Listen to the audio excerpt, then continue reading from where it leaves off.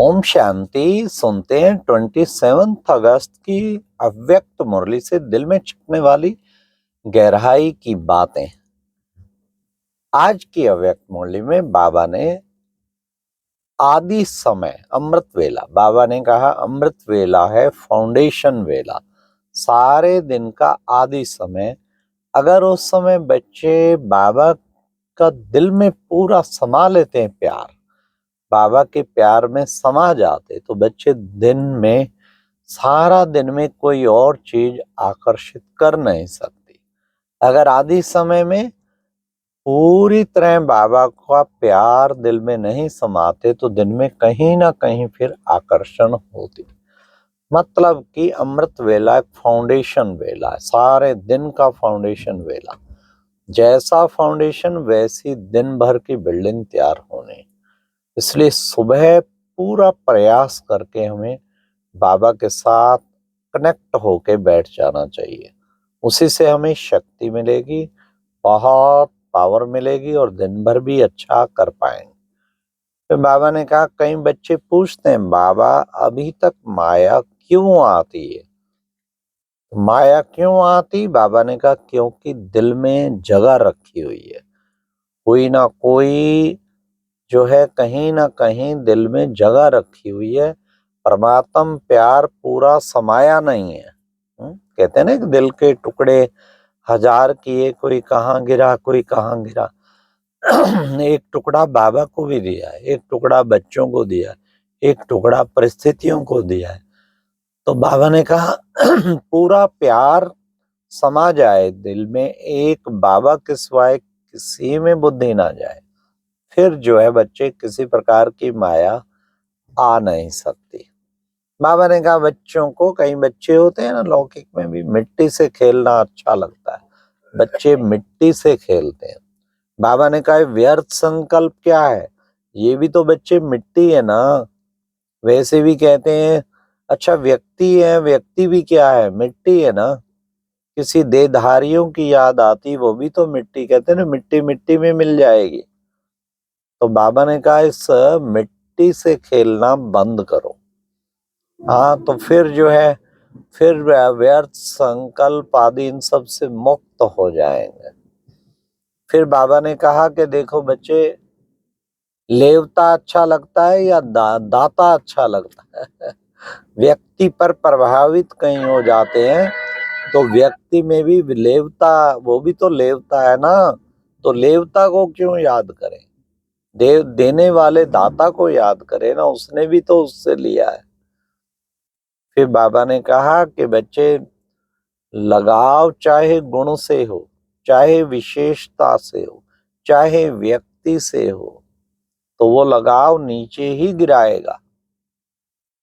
ये कहीं कहते हैं क्या बस वैसे नहीं कुछ, ये बस थोड़ा उसके ये गुण अच्छा लगता है, उससे मिलना अच्छा लगता है, बात करना अच्छा लगता है। तो अच्छा बनाने वाला कौन? बाबा ने कहा उसको नहीं भूलो। विशेषता देने वाला कौन? इसमें गुण भरने वाला कौन? बाबा ने कहा मान लो अज्ञान में भी किसी में गुण हो, तो जब तक उसमें ईश्वरीय शक्ति नहीं भरती तब तक वो गुण इतना कार्य सेवा नहीं कर पाता। इसलिए बाबा ने उन विशेषताओं में शक्ति भरी है। फिर बाबा ने कहा कि देखो, मन में, कई बच्चे कहते हैं बाबा मन में अगर कोई उलझन हो तो कहाँ करें? आखिर कहाँ ना कहाँ तो करना पड़ता ना। कहाँ करें? उल्टी कहाँ करें? तो किसी बच्चे ने कहा बाबा के कमरे में करें। तो कमरे में उल्टियां करेंगे क्या? फिर बाबा ने कहा बच्चे, भले करो, बाप के सामने तो भले करो, बाबा तो सागर है, सब कुछ संभालेगा। और कहाँ करेंगे? दिल की कोई बात दिलाराम से शेयर करें, और किसी से शेयर नहीं करनी। दिलाराम बाप से करेंगे तो बड़ा सुंदर हल भी मिलेगा। फिर बाबा ने कहा कि बच्चे,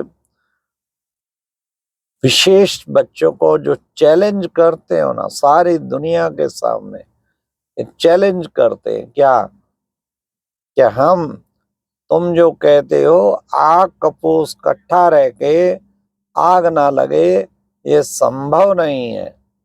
तो यहाँ पर वास्तव बाबा ने कहा हम चैलेंज करते हैं, पवित्रता हमारा जन्म सिद्ध अधिकार है। हाँ, बाबा के घर में तो लाखों कपल इकट्ठे रह के पवित्र रह रहे हैं। तो बाबा ने कहा ये चैलेंज, इसके सामने सारी दुनिया का सिर झुकेगा। बड़े बड़े महात्माओं का भी सिर इसी कारण झुका के वाह, ये इकट्ठे रह के पवित्र, हम तो घर बार छोड़ के तब पवित्र रह रहे, इकट्ठे रह के भी क्या पवित्र रहा जा सकता है? रहा जा सकता है। इम्पॉसिबल को पॉसिबल करने का नाम ही भगवान है। क्या नहीं कर सकता परमात्मा? वो शक्ति देता है बच्चों को, इसलिए बहुत सहज है। बाबा ने कहा तुम बच्चों का चैलेंज है, पवित्रता के बिना योगी बन नहीं सकते। इसलिए पवित्रता, बाबा ने कहा संपूर्ण लगाव मुक्त, संपूर्ण क्रोध मुक्त। बाबा ने कहा लगाव मुक्त, क्रोध मुक्त। क्रोध भी क्यों आता है? बाबा ने कहा क्रोध भी क्यों आता है? जब कोई चाहना रखते हो पूरी नहीं होती तो क्रोध आता है। इसलिए क्रोध मुक्त। कई बार क्रोध नहीं, दूसरा रूप चिड़चिड़ापन, वो भी तो क्रोध का ही रूप है। फीलिंग आ जाना, बोलेंगे कुछ नहीं, अंदर फील किए बैठे, ये भी तो क्रोध का रूप है। रोब झाड़ना, ये भी तो क्रोध का रूप है। आवेश, ये भी क्रोध का रूप है। रूठ जाना, ये भी तो क्रोध का रूप है। इस सब प्रकार के क्रोध को जीतना है। कहीं बात नहीं करेंगे, बात नहीं करेंगे, ओम शांति जी, ओम शांति का जवाब नहीं देंगे, अंदर तो क्रोध भरा हुआ है। तो बाबा कहते क्रोध मुक्त होना है, औरों को भी क्रोध मुक्त करना है और खुद भी क्रोध मुक्त होना है। फिर बाबा ने कहा कि बच्चे, हाँ, कहीं कहते हैं चांस नहीं मिलता, इसलिए थोड़ा चिड़चिड़ापन आता है, हमें चांस नहीं दिया जाता। बाबा ने कहा ऑफर करना फर्ज है, लेकिन इच्छा रखना, इच्छा नहीं होनी चाहिए। इच्छा कभी अच्छा बनने नहीं दे सकती। आज बाबा ने कहा देखो बच्चे, जैसे महामंडलेश्वर सब आए थे ना यहाँ पे, तो उन्होंने कहा था कि हमारे आश्रम भी बीके भाई बहने, दादी को कहा था कि दादी, इतने समर्पित आपके पास भाई बहने, कुछ हमारे आश्रम में भी दो दो चार चार दे दो जो उनको संभाले। तो बाबा ने कहा ऐसे गवर्नमेंट की भी आंख खोले। फिर बाबा ने कहा कि बच्चे, जितना जितना पवित्रता के पिल्लर को पक्का करते जाएंगे, उतना योग की स्थिति बहुत ऊंची हो जाएगी। आज की मुरली में वरदान था निश्चय बुद्धि बन, हलचल में भी अचल रहने वाले विजयी रतन भावा। किसी के निश्चय का पता लगता है जब हलचल की परिस्थितियां होती हैं। अनेक परिस्थितियां आ जाएं हलचल की, लेकिन खुद का मन पूर्ण अचल रहे, इसको कहते हैं निश्चय बुद्धि। निश्चय बुद्धि कभी भी हलचल में नहीं बुद्धि आएगी, अचल रहेगा। अचल रहना है, औरों को भी अचल रखना है। तो बाबा ने कहा निश्चय बुद्धि बन, हलचल में अचल रहने वाले विजयी रतन भाव। आज की मुरली में स्लोगन था उड़ता पंछी वह है जो देह के सब रिश्तों से मुक्त रहे, फरिश्ता बनने का पुरुषार्थ करे।